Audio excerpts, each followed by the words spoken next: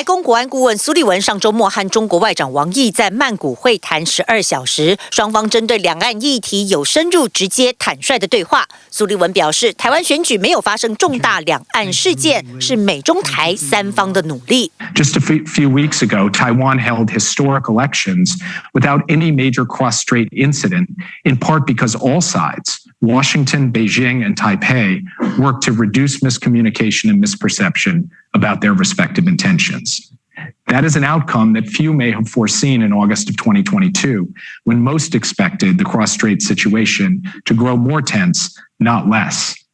But it's no guarantee of future trends, and the risk remains real. So we have to keep working at this by intensifying both diplomacy and deterrence. 苏利文强调，美国对台湾选举保持中立，希望看到政权顺利交接，重申美国的一中政策没有改变，美国也将尽一切可能维持台海和平稳定。We congratulated the winner.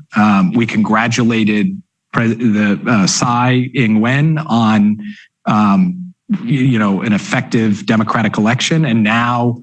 We've made clear we would like to see a smooth transition. We continue to have concerns about elevated levels of aggressive military activity around the Strait. We don't regard that as conducive to peace and stability. 苏利文表示，南海和东海的摩擦、经济和科技的反制措施，都是美中之间可能的风险。但最重大的风险是台海危机，尤其北京增加在台湾周边空中和海上的行动，也因此密集外交非常重要。